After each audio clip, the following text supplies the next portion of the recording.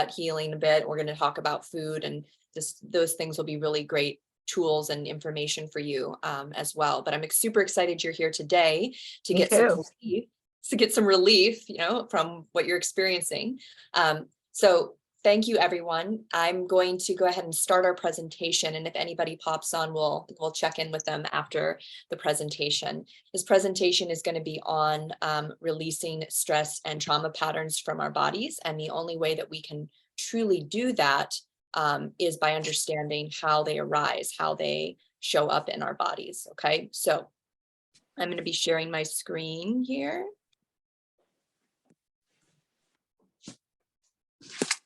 Okay, and if we're going through this presentation and you have any questions, you can pop them in the chat box and I will do my best to get to them. And I'm also going to try to like move this. We'll see. I don't want it to block any of the writing, but we'll see. Okay, so welcome. This is releasing stress and trauma patterns, or just releasing stress and trauma. It's a possible thing to do. Our nervous system actually has a mechanism and an ability to do this on a neuromuscular level. I'm going to be talking about HANA Somatic Education and my human journey. So not just my journey with HANA Somatics, but they intertwined, honestly. And so we'll talk a little bit about what led me into this work and what I've gotten out of it. So first of all, HANA somatics, what is this word? What is soma? Soma is the word that somatics is based on, and it is a Greek word.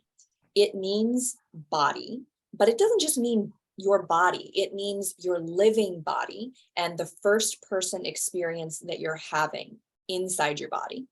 Every living creature has a soma, has a physical structure in a body with a first person felt experience. Trees have somas, dogs have somas, okay?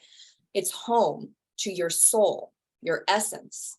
It's where your beliefs, memories, thoughts, and feelings also flow, move, and reside. It also, the word soma, encapsulates the flesh and blood and the material, you know, organs and all of that. And you're rapidly adapting biochemistry. All of this is your soma, okay? Somatic practices acknowledge and honor your felt experience and its constant interaction with your environment, right? So there's many different kinds of somatic practices out there, and they all have all kinds of different benefits, but it's all about bringing awareness to our bodies and the way that our consciousness is our body is our consciousness. They're not separate, right? And the more that we can be in touch with our bodies and notice how we're responding to our environment around us, and then how we're processing that information, the more freedom that we can have, and we're not just stuck in a reaction. Now we can actually respond to our environment thoughtfully or navigate it skillfully. Okay, so that is your soma. You all these wonderful somas with me here today. The specific type of somatic practice that I teach is something called HANA Somatic Education, which is a neuromuscular re-education method. It's based on how your brain works, and I learned quite a lot about neurophysiology and how movement works in our brain, and then leading into our limbs and arms and the rest of our body. This method was developed by a man named Thomas Hanna, who was a groundbreaking somatic philosopher who studied a form of body work called functional integration with Moshe Feldenkrais, who was also the kind of a groundbreaking somatic therapist, practitioner in the 1960s and 70s. Thomas Hanna passed away in 1990 during his very first practitioner training. So people often ask me, like, why have I never heard of this? Why have I heard of Rolfing and I haven't heard of this? Or I've heard of Feldenkrais, but I haven't heard of this. Well, it's because the leader of this movement only trained 40 people and then died in a car accident. It was actually kind of crazy. During the training, he died. So the training was apparently supposed to be about 3 years long. And instead, he got so excited and he shared all of the information in like 3 months with the participants. And the day before he died, he sat there and he told them, I have told you and taught you everything I know. There's nothing more that I can teach you. And the next morning he died in a car accident. So very kind of odd circumstances. In addition to being a somatic philosopher and a professor, he was a bit of a mystic. And some of the things that he discovered about somatic education he discovered them almost like through experiential somatic awareness. And then the neuroscience came in and proved that his inklings were actually factual. So very interesting fellow. Because he only trained 40 people, right? And then the people who carried on his approach, they have only certified 350 people in the whole world in this method. So I'm one of less than 350 people who know how to do this. Yeah, so you're in a very special place right now. A little bit about how I got into this, okay? So my body practice and my body career actually started in yoga.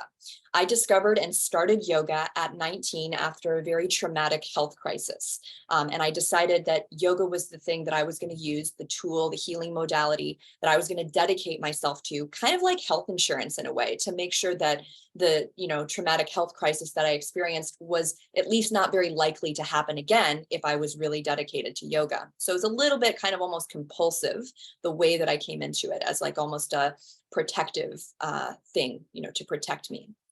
I fell in love with something called Bikram yoga, which is hot yoga, and it's very rigorous. It's very repetitive. We do the same 26 postures over and over. It's a 90-minute class, very rigorous. And the experience afterwards, I mean, I would leave class feeling like $1 million because of all the neurochemicals flooding through my body. And I got really, really into it. So that same year, surprisingly, in 2008, when I first started yoga, Bikram yoga, that was the same year my father began studying Hanna Somatic Education. He exposed me to it. He did a few sessions with me. I even took his class a few times, and I just thought it was boring. I was like, this is so slow and weird. I was not attracted to it at all. I was totally into my yoga, and I wasn't really interested in what he was saying. So it was kind of just like, yeah, okay, Dad, whatever. I'm going to go do my yoga that makes me feel really, really high as a kite.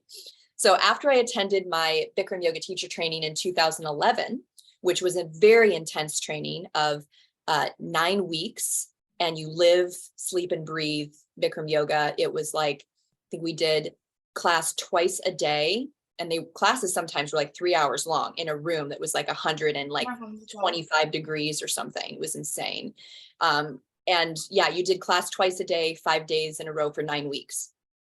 So after I came out of that really intense physical experience, I started experiencing a lot of noticeable pain in my left hip and in my leg, right? And you can see me in this picture here. I did this posture hundreds and hundreds of times, and I would do it most efficiently if I was weight bearing on my left leg. That was easier than weight bearing on my right leg. So I did it this way quite intensely. And even though I started having this pain and discomfort, I was really kind of indoctrinated into this idea that if I just keep doing my yoga, it's going to fix me. It's going to work that out. This is just like something that's coming up to, get worked out in my yoga practice. So I didn't really pay it much mind when it first started. And I kept going. I kept practicing. I was doing 30, 60, 90-day challenges of a lot of this yoga.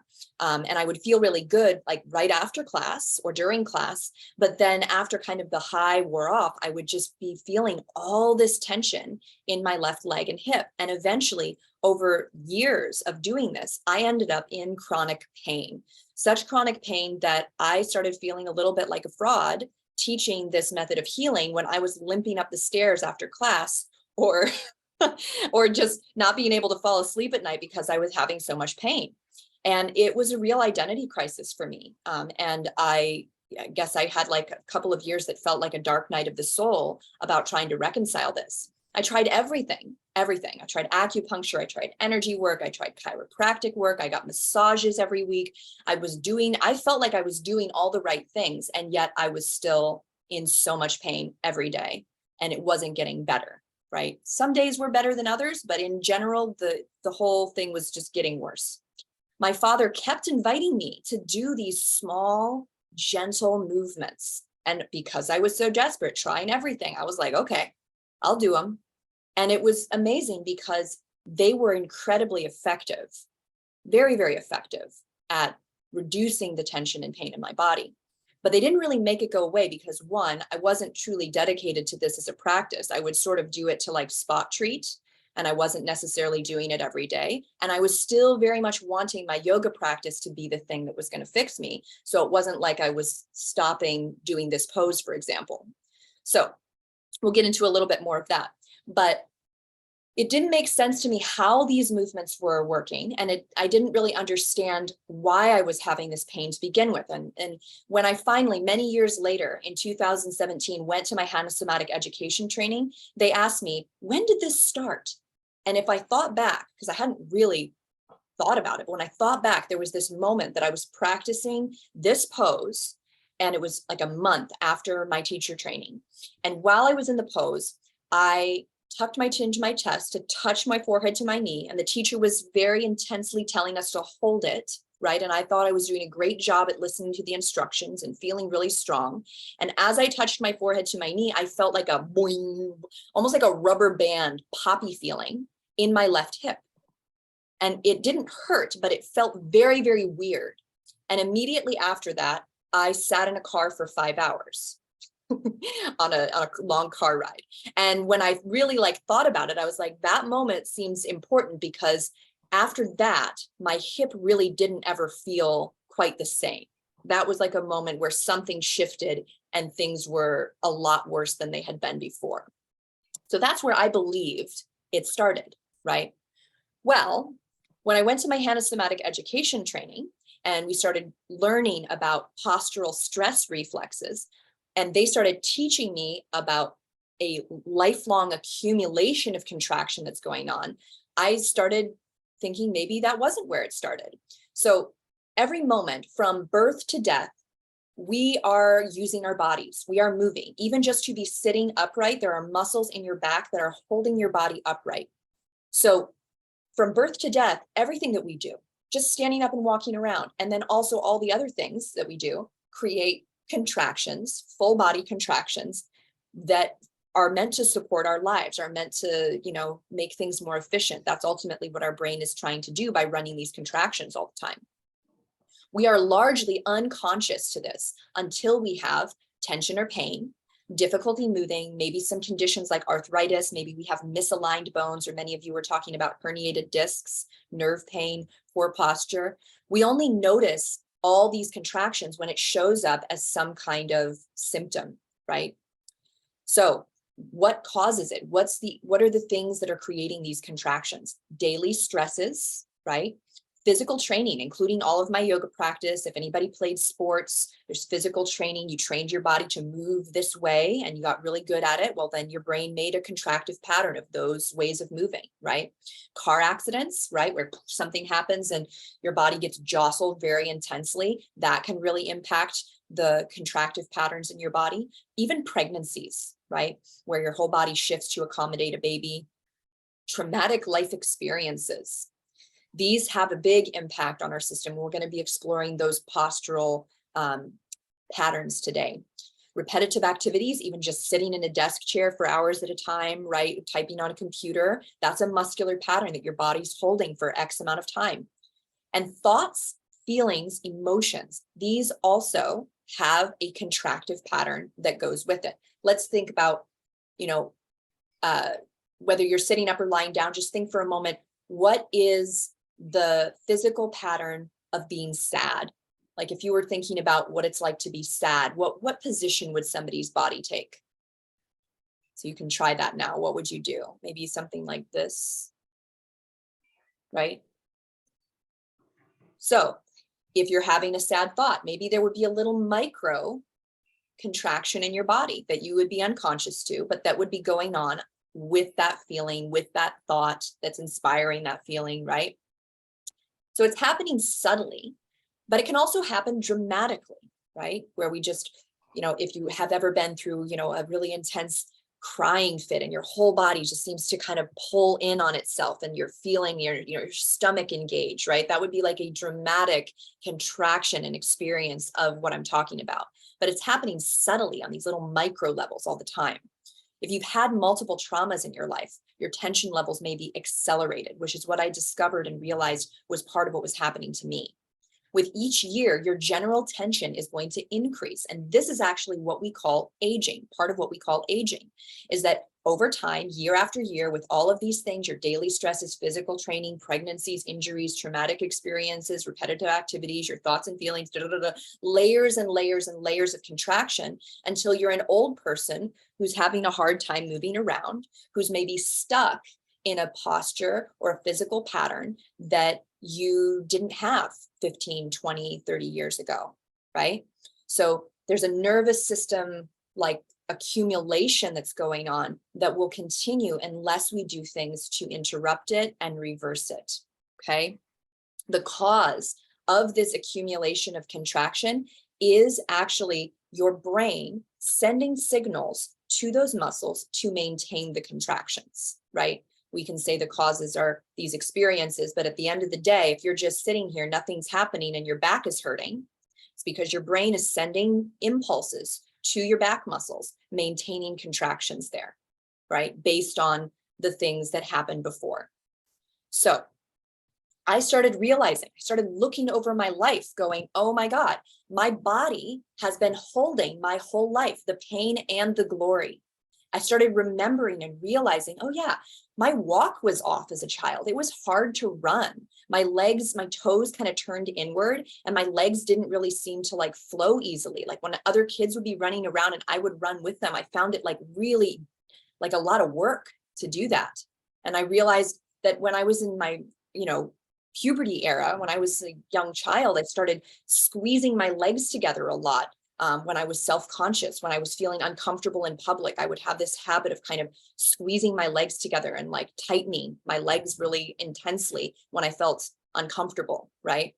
I remember being like in my teens and in my early 20s and deciding that I wanted to have good posture and be beautiful. And I would hold myself up really high and I would arch my back to hold myself up, right? Those were things that I unconsciously learned how to do based on my environment.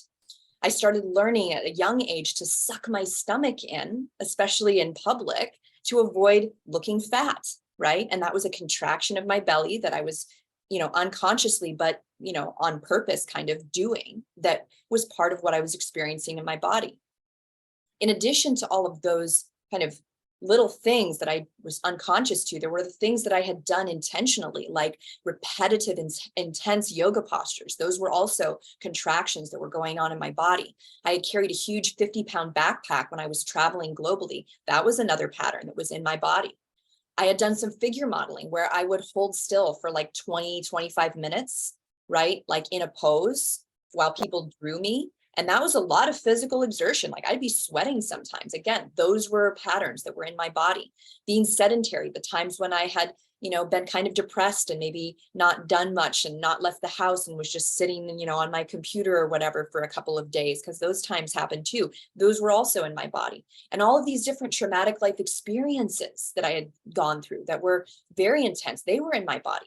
My emotions were there. I discovered that my body was this whole landscape of everything that I had ever gone through, and that was all contributing to the tension and pain that was showing up in my left hip, right? And when I actually checked in with my body, my left hip was the loudest, it was the noisiest, it was the thing that was making me limp, but I had tension everywhere else too. I had tension in my neck, I had tension in my upper back, sometimes my feet would cramp and hurt. But I was so focused on trying to fix my hip because it was the noisiest, loudest thing. But the truth is my entire body was connected and my entire body was trying to send me information and signal to me that things were getting, really uncomfortable and that I needed to do something, right? So I learned to release these patterns.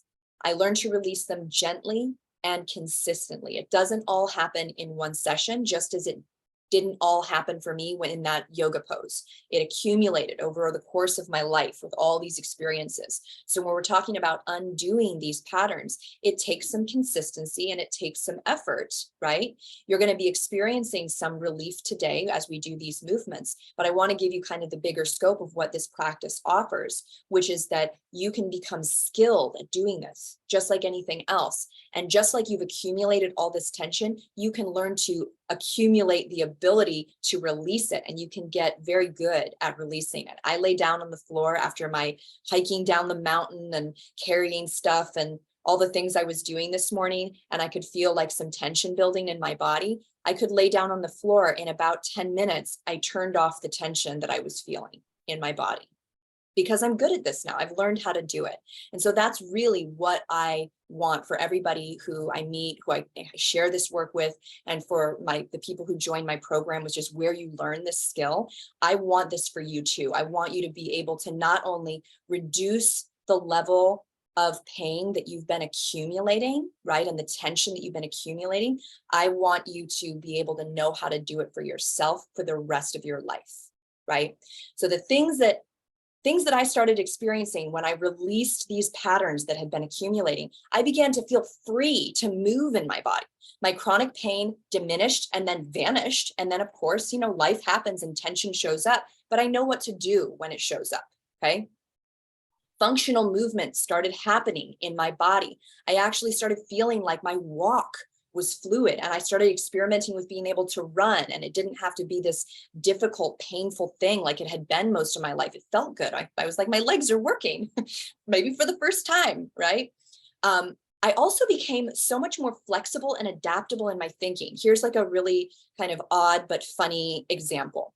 I used to be someone who was very kind of obsessed with like certain color combinations, right? And I thought that like this color and this color look good together, but this color and this color didn't, okay? I've realized that as part of the flexibility that I've created in my brain, I now actually think all colors go together. And I've begun to start playing with that. So there's like this appreciation a little bit more for the differences and this adaptable kind of nature of my brain. I equate that to being part of my somatic practice too. In addition, I was much less triggered by others because I wasn't carrying these contractions, right? Like imagine thinking about somebody that you don't like and your whole body will kind of like tighten up, right? Or imagine getting in a fight with someone, that you're having an issue with and you get really triggered. It's something that's happening in your body. And the level of tension that I was holding, it just, made me really reactive. And I just found that when I didn't have all these patterns running the show all the time, I was way less reactive. I experienced ease and control of movement in my body. It felt like my body and I were on the same page. And as I moved around, I was, doing everything I intended to do for the most part. And my body was giving me feedback that it was easy to do that. Everything became easier because I wasn't bound by the past, right? I have some other things written down here. I think something about, okay, let me see if I can remember it. It's good. It's okay. If you want to start experiencing freedom in your life, you have to start by doing something to experience freedom in your body. Because once again, your consciousness and your body, they're not separate. They are one. And so if you're feeling blocked somewhere in your body, right, that's where the biggest change is going to happen. You can do emotional work, mindset work, energy work. All of these things are beautiful. And they're kind of, at these outermost layers of our aura, right? And they do have an impact on our body. They absolutely do. But when you start working from your body out, it can become much more effective, efficient, and long lasting because you're working again with, I guess you could say, like that first chakra, the root chakra, the core of your physical body first, and then everything else starts to shift as well, right? So there's so many different ways to heal, and this one is very much a bottom-up approach or a physical body first approach, and then just watching how everything else is impacted by that. So what do you get, big picture again, from this method? You get to debunk the myth of aging. The myth of aging was this concept that Thomas Hanna shared about a lot because, he was in his 70s when he was promoting this work and he could stick his leg behind his head. It's kind of crazy. Like he had done a lot of work to release the tension in his body and he wasn't feeling like an old man. He was feeling like this was maybe the prime of his life, right? So if you start to understand that aging in part is this accumulation of muscular patterns that can be reversed, you can improve rather than decline. You can grow older without fear of immobility, right? You can build neural capacity for more physical presence in your body, which means more access to joy, to pleasure, to enjoying being in your body, right? You can avoid injury because you're not so tight that, everything's going to be out of alignment when you try to exercise or, things like that. You're going to have flow and ease more and more in your body. You can live more fully in the present because you don't have all of these layers of the past impacting your physical body. This is also something that's going to regulate your nervous system, as you're going to experience a little bit later. You're going to know how to do that. You're going to know how to relax, how to calm down, how to get your body to get quiet so that you can rest, digest, and recover from life's experiences. You're going to have a secret superpower. You're going to have something that you can do to, just like I mentioned before, lay down on the floor and reduce the muscle tension that showed up from whatever your day or your life brought you. Okay, so this is kind of the bigger picture of what this work can do for you. Let's explore. So next, we're going to move into our movement portion, and we're going to explore these 3 major postural reflexes that Thomas Hanna identified. If for whatever reason you want to do these sitting, you could do them sitting too, but you can also try them standing if that's available to you. So I'm going to stop my screen share now somehow. No, I stop it. There's my clicker.